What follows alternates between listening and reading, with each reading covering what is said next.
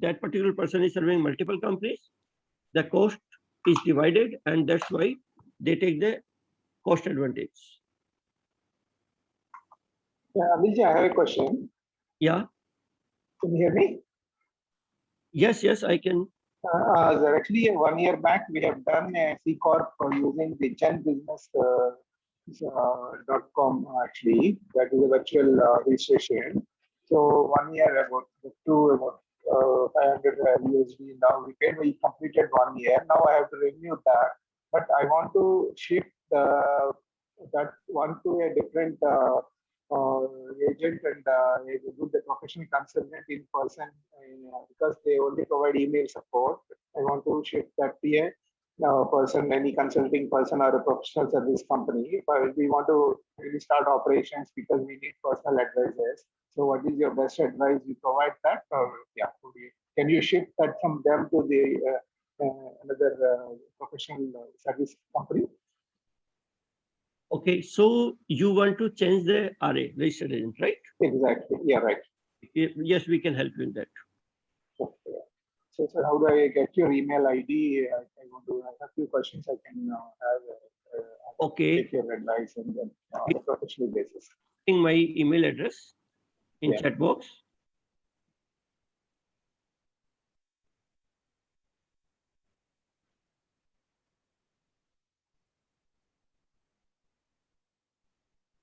Even a bank account opening, we have not done, sir. We want to do that. Okay. Yes, we can do that for you. The bank account can be remotely opened. Thank you very much, sir. So I will. So you can once I'll write the email from me, sir, Krishna. So then I take your advice change the first registered agent. Then I will take your help to open the bank account. Okay. So when the current term of the RA is expiring? Just about few days back it expired, sir. Few days only, 3-4 days back. Okay. So it means you have renewed that? So not yet, sir. The reason I was waiting for this session, I want to get your advice and renew. But you have done the mistake. Yes, sir. We have to. It can, you must have renewed it. It can be wastage of money. But if you have not renewed it, then the Gen business people, they are, they attract the business by lower cost of incorporation, but they are not the quality people. They will just discontinue your services irrespective what kind of pains you can have. Yes, sir. So anyways, you take my number also. Yeah. And I'm just mentioning in the chat box. Okay. And discuss with me today itself, because longer you will have the, then you can have the problem of, deactivating the company. Yes, sir. I will immediately call you on this number, sir. WhatsApp, on the WhatsApp. Yeah, perfect. Okay, sir. Thank you. Hello. Yeah, hello. Good afternoon, sir. Good afternoon. Good afternoon, sir. Myself, Gurpreet. Yeah, Gurpreet ji. Sir, actually, I'm talking on behalf of my company. It's Starshield Technologies. And so we deal in the nanomaterials from the range from smart paints and coatings to up to we have also made a nanomaterial that can kill coronavirus up in 30 seconds. And we have also got the patent licensed over there. We are exporting in 30 countries also, but we want to expand our company in global market and we want to go ahead for US also. So I want to know about the benefits of what that you can provide us, and what are the export process, and what is the procedure of going over there, and what are the land benefits that we can get. Can you please explore more on this? Okay. So basically, yes, we can help you in US. Okay. One thing is, if you have all the patents in your US company, that can enhance the valuation. Just one moment, please.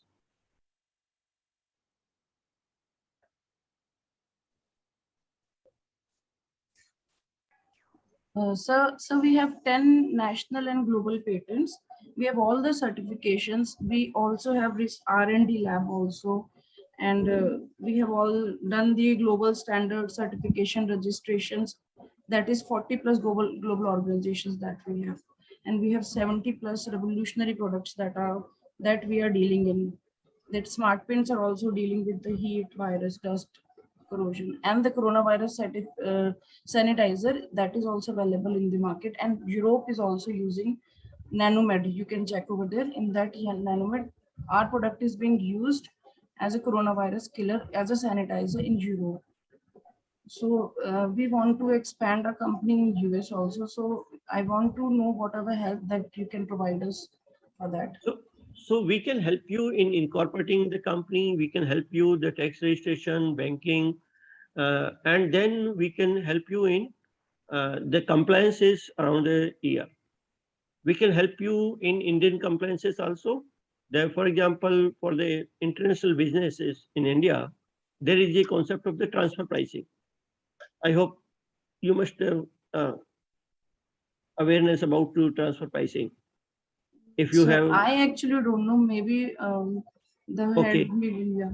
you have a related companies, associated enterprises. The exact term is associated enterprises in overseas. Then there is a concept of transfer pricing. You need to comply with that.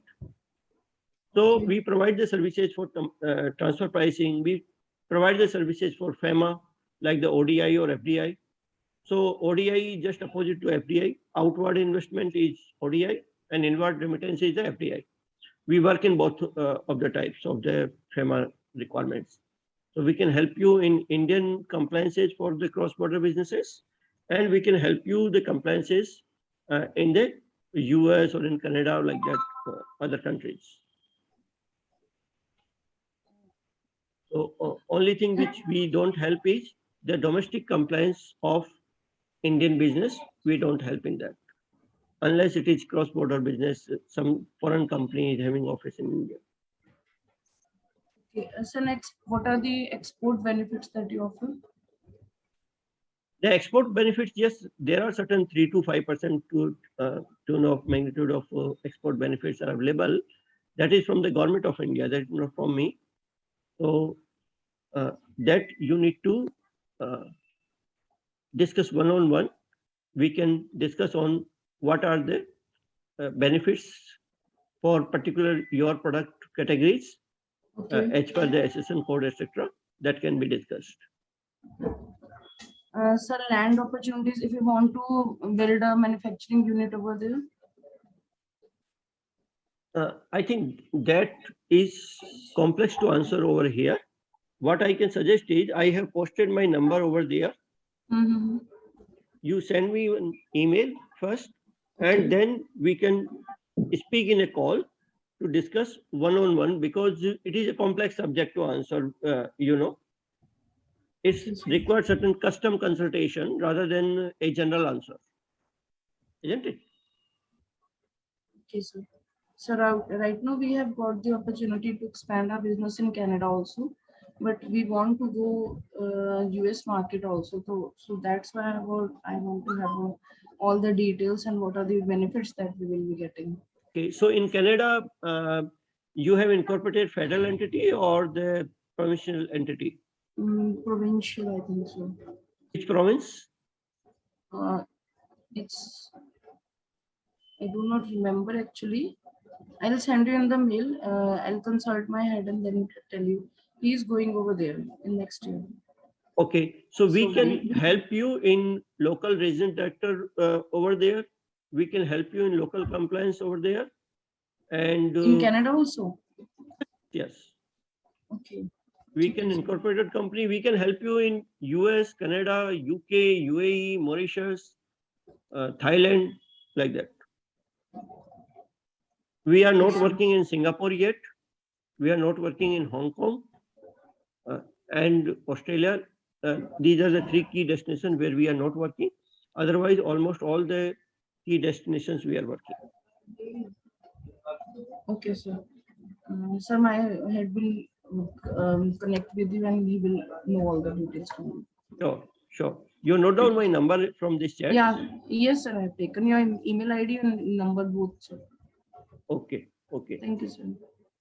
So this is Vivek here. Yeah, Vivek, go ahead.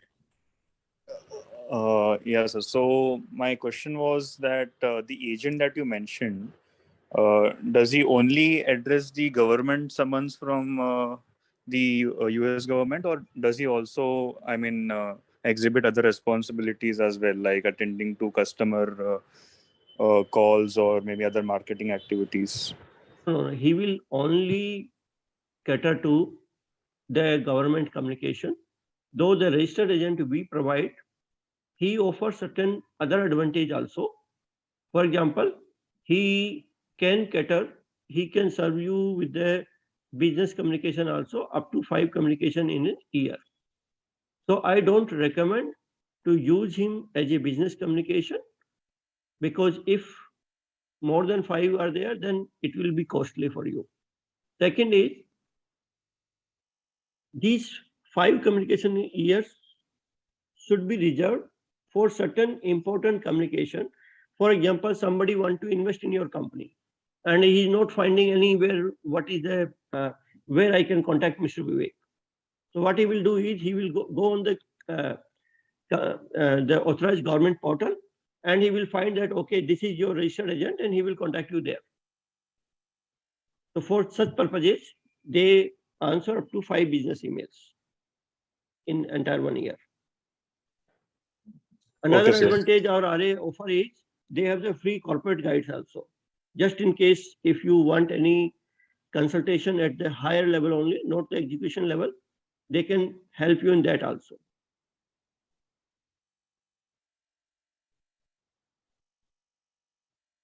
But these are not the common for every RA.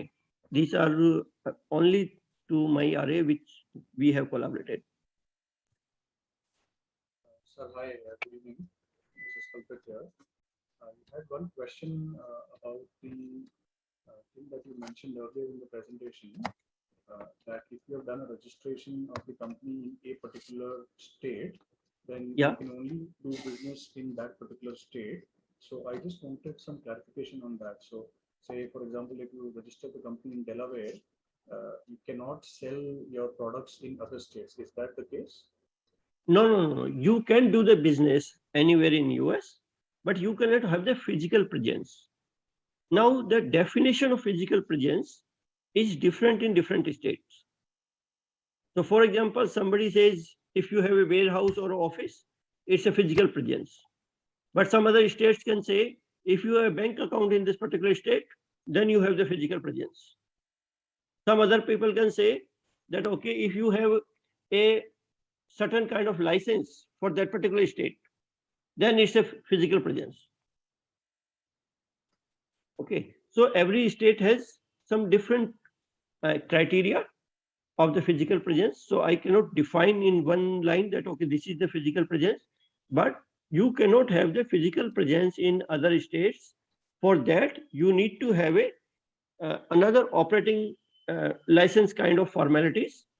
So what happens when you incorporate a company in US, the first state where you are incorporating, that is known as the domestic incorporation.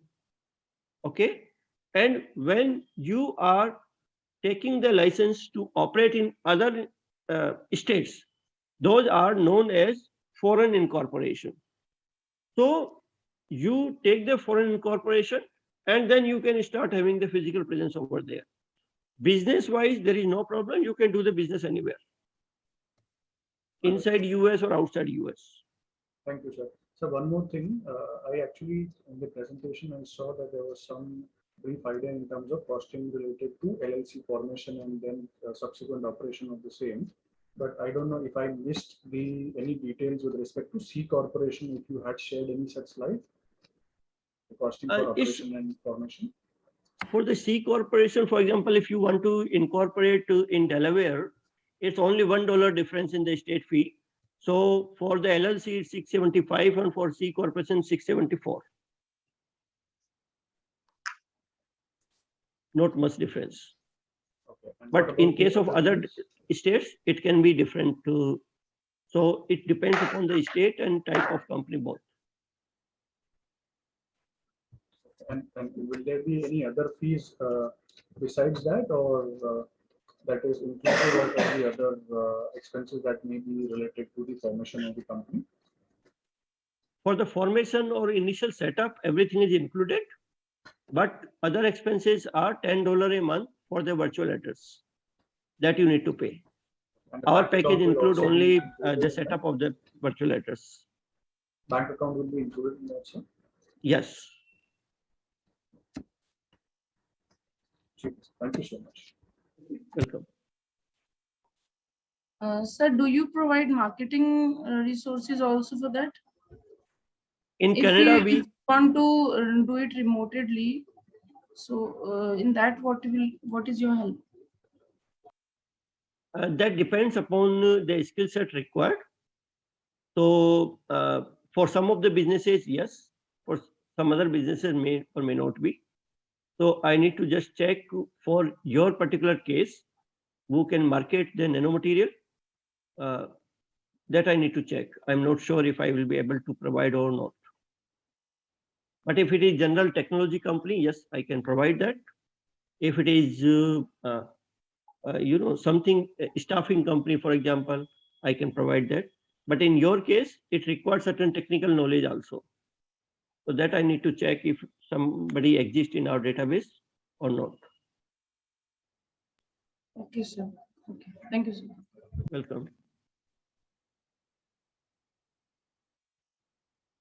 Okay, this is one query. I have done a C Corp on Gen Business Online 1 year back.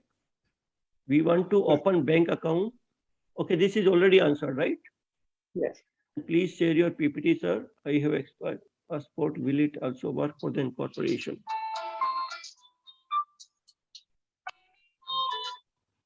So expired passport will not work.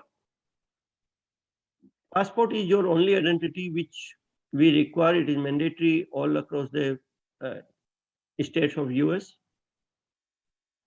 The other identity may be required, or we can have certain substitute, but valid passport is required. However, you can always have a passport within 8 days. So you can apply today, and within 8 days you will be having the passport in your hands. So that is not a problem. So we can initiate your process before passport comes, but at a particular stage it will require.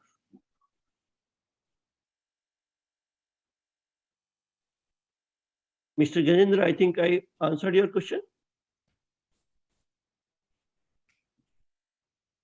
Vibhor Garg asks, do we need to register the company to open the virtual office in US? No, it's not mandatory. Virtual office can be taken in your personal name also. But if you want to take it in your company name, then yes, you require the company. Otherwise, you can take it in your personal name. That is not a problem.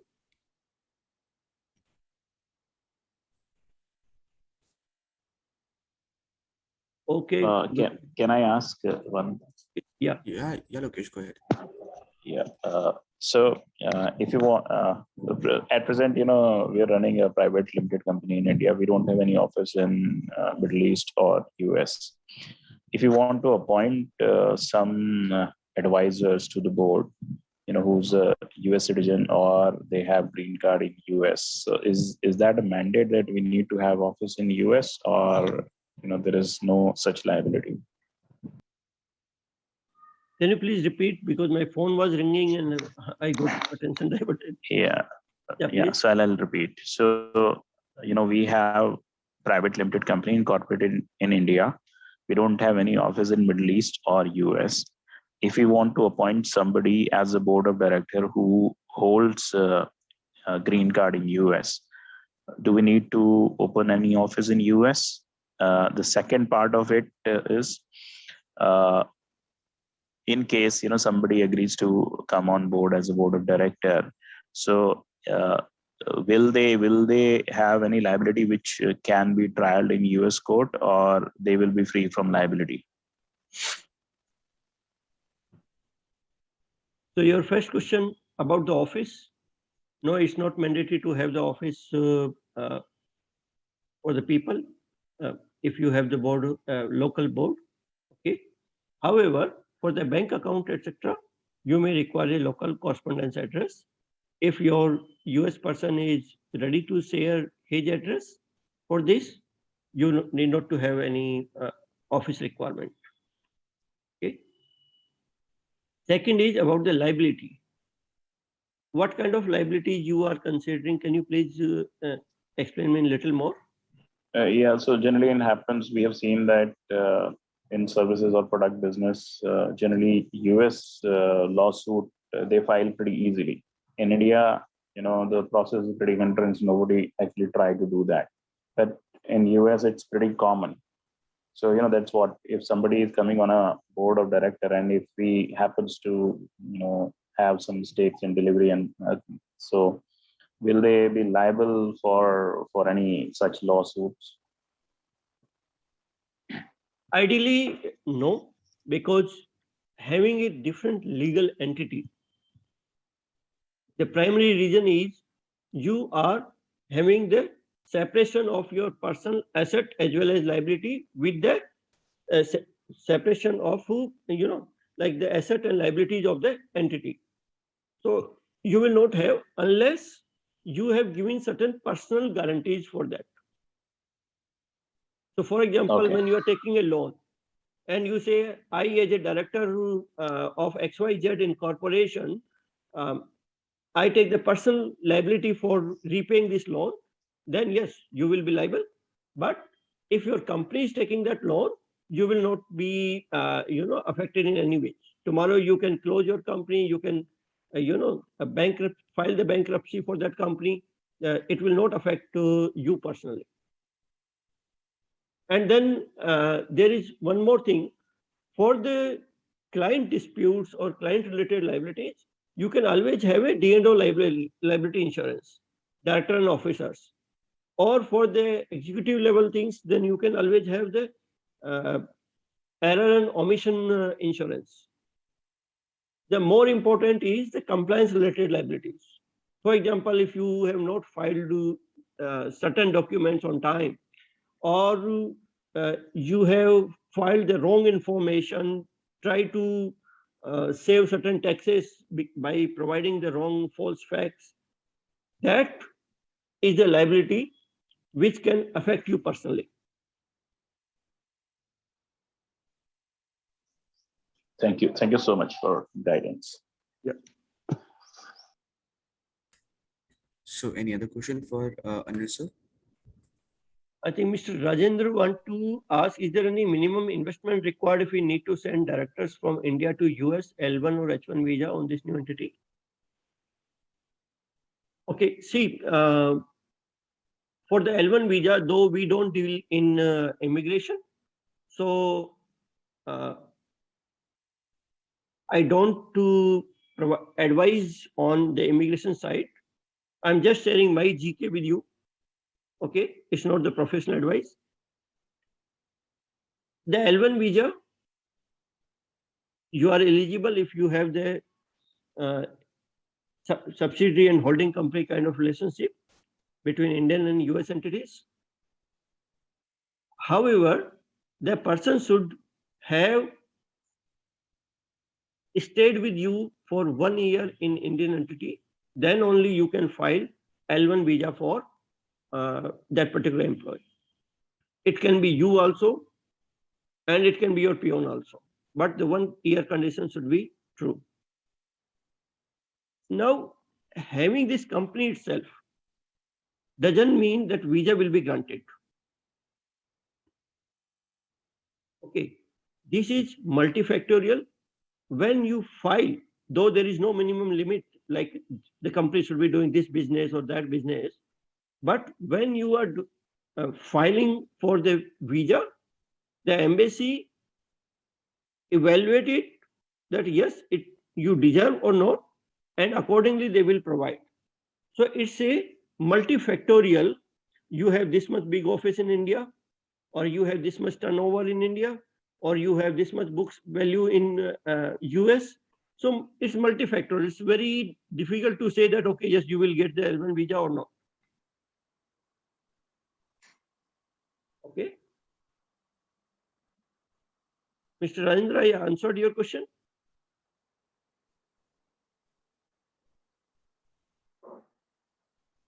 Okay, okay. Thank you, Mr. Rajendra. Yeah. So he said yes. Okay, any other questions?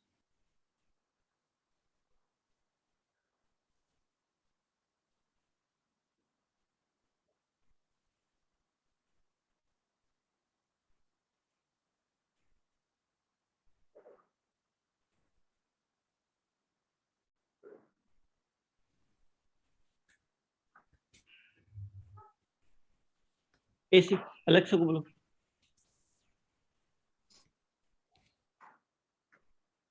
Yeah, any other question, please? Budgetary cost of consulting to open virtual office in US. Vibhor, can you please explain your question, exactly what you want to? Yeah, just I want to know that what is the tentative cost of your consulting to open office in there?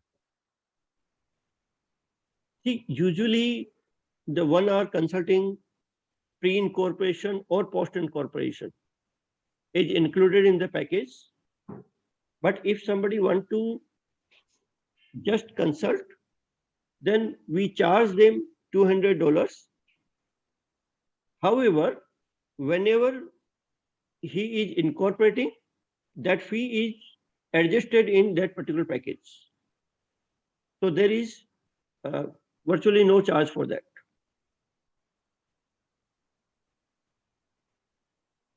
Cost per annum basis, like okay, on per annum. Yeah. Okay, per annum basis, our professional fee starts with $400, and it depends upon your custom situation. So, for example, if you want to hire the employees, then this cost may be significantly higher. So your first employee will cost you $600 more in my fee, and then subsequent employee will have $200 more. So for example, if you hire 3 employees over there, then you will be paying me 1,000 extra. So 1,400 will be my fee.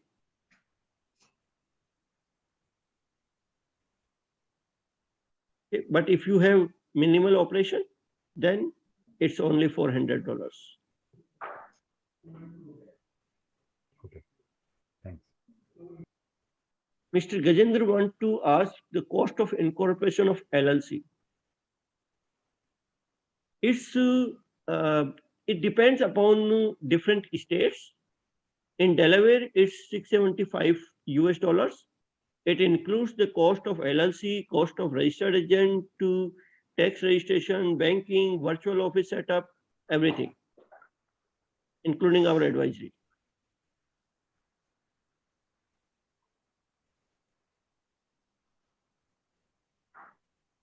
Mr. Gajendra, I answered your question.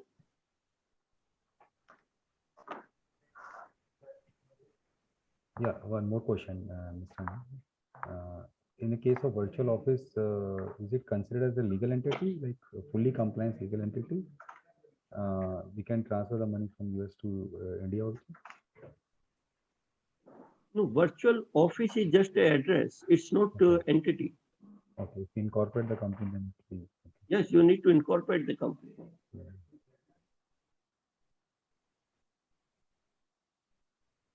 Okay. So if you have the incorporation, then we can help you in all the modeling of your revenue structure, how you can share the revenue between US company and Indian company, how you can bill for the expenses on behalf of US company, how much you can charge from India to in the Indian entity to the US company. In that way, we can model your revenue structure. Okay. Post incorporation, what are the annual charges? For a LLC in Delaware, it will be $800 approximately. that will be the minimum cost you need to incur. It includes $300 the government fee also every year. So 500 will be my fee. Sorry, 400, 100 or $120 will be approximately fee for the virtual office. $100 registered agent and then government fee. So this is the total cost, $800 to $900.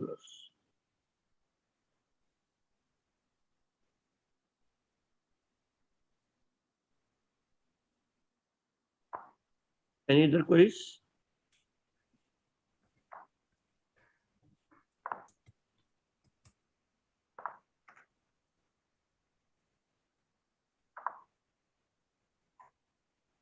Hello. Sir, I don't think that there is any other query as of now. Okay, great. So, Mr. Utkarsh, can we conclude then? Yeah, so we must conclude it then. So thank you so much, Anil sir, for such an informative session. And you already have provided the audience with your contact details. So in case they have any query, they can reach out to you directly, right? Right, right. They can always Perfect. ping me on the WhatsApp and then we can Right. schedule a call to discuss it in details. And That's great, sir. this is last advice is, this is very simple. It's not rocket science. You can always manage the entity remotely in US. Only thing is you should have the right guidance and right path so that it's smooth driving on that journey. Great, sir. Oh, So okay, Mr. Utkarsh. thank you all for joining in. So let's end the meeting now. I wish you a great day ahead. Thank you so much, Anil sir, again for joining in. Have a great day ahead. Thank you. Thank you, Kirsch. Thank you all. Yeah.